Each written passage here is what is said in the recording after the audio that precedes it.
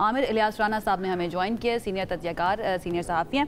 राना साहब, thank you so much हमें join करने के लिए। सबसे पहले तो 5 अगस्त का जो एहतजाज है पाकिस्तान तहरीक इंसाफ का, मुख्तलिफ शहरों में रैलियाँ, आपका टेक उस पर मैं जानना चाहूँगी।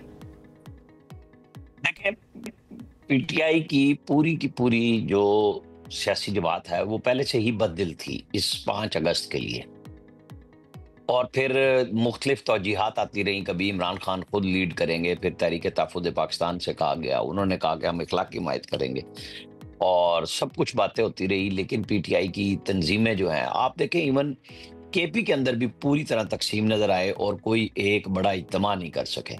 एक रैली निकाली है बस, लाहौर में 4-5 जगहों पे एहतजाज हुआ है। आप उसको ये नहीं कह सकते कि वो इस तरह का एहतजाज था कि लोग आएंगे। जो थोड़े बहुत इकट्ठे हुए वो लाए गए और किया।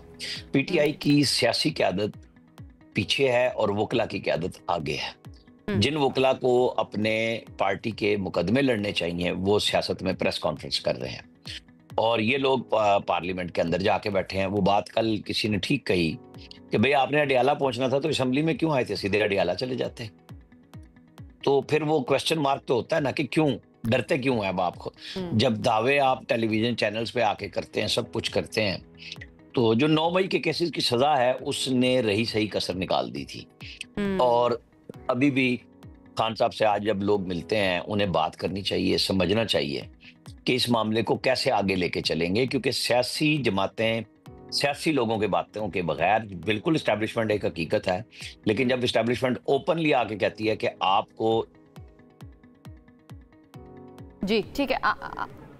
आमिर इलियास राना साहब, अब 5 अगस्त के एहतजाज की तो हम बात कर ही रहे हैं, लेकिन आगे अब जो नई कॉल दी गई है वो 14 अगस्त की है। आपको क्या लगता है कि पहले तो ये बताएं कि 14 अगस्त का दिन ही क्यों पीटीआई ने चुना? माजी में हम देखते हैं कि 14 अगस्त पे जब भी कोई दूसरी जमातें एहतजाज करती थी तो पीटीआई जो है वो कभी किसी को गद्दार कह रही होती थी, क्योंकि एक तरफ आप मुल्क के लिए निकल रहे होते हैं, एहतजाज 14 अगस्त है, सेलिब्रेशंस हो रही होती हैं, और दूसरी तरफ अगर एहतजाज की कॉल है। इस डेट का चुनाव क्यों किया पीटीआई ने? 14 अगस्त पे हमारी 78वीं सालगिरह आ रही है मुल्क की, माशाल्लाह से, और हम एक दायरे के सफर में और उससे बाहर नहीं निकल रहे। आप शुरू से लेके आज तक आ जाएं तो हम सिर्फ यही इल्जामात दर इल्जामात। जी ठीक है, हम सुन नहीं पा रहे आपको आमिर इलियास राना साहब। कोशिश करेंगे दोबारा आपसे हाल हो तो आपसे मजीद जानने की कोशिश करें, लेकिन इससे पहले भी कई मरतबा पाकिस्तान तहरीक इंसाफ जो है वो 14 अगस्त को खुद भी एहतजाज और जलसे वगैरह करती रही है।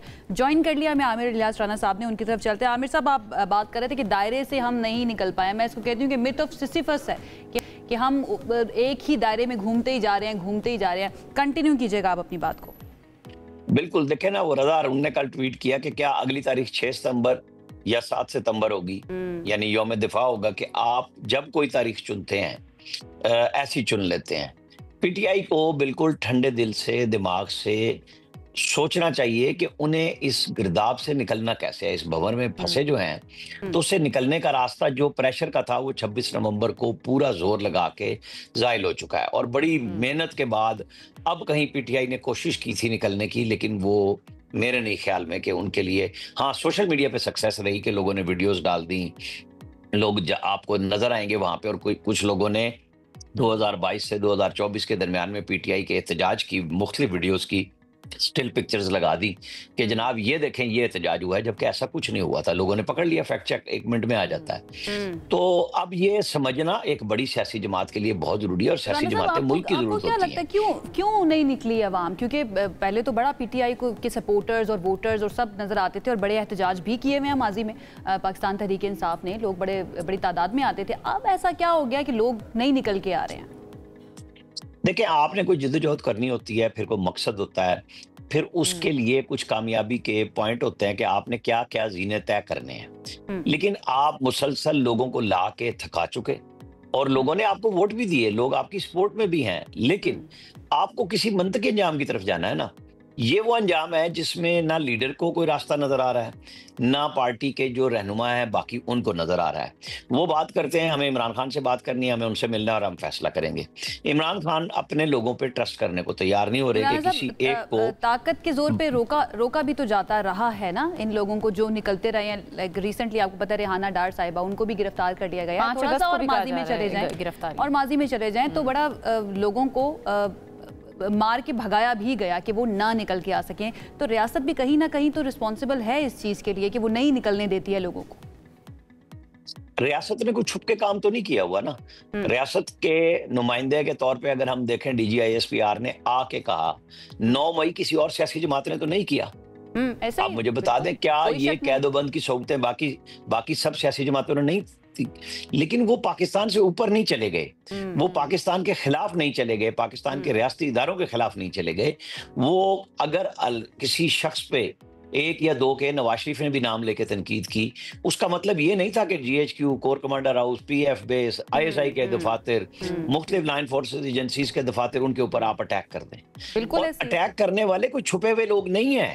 ये भी एक गलत बात हो रही है ना कि जी सबूत लाएं। भाई सबूत तो आपके अपने सोशल मीडिया ने डाले हैं, वीडियो ऑडियो सब आपकी अपनी मौजूद हैं। तो अगर आप उससे बिरत भी इख्तियार नहीं कर रहे, माफी भी नहीं मांग रहे, तो फिर आप वो उसने सलूक कैसे तवक्को कर सकते हैं जो दूसरी सियासी जमातों के बारे में आप कहते हैं कि जी हमने तो नहीं रोका था, हमने फलानी रोका था। ये जो टेलीविजन की पाबंदी है ये तो मरियम नवाज पे भी थी।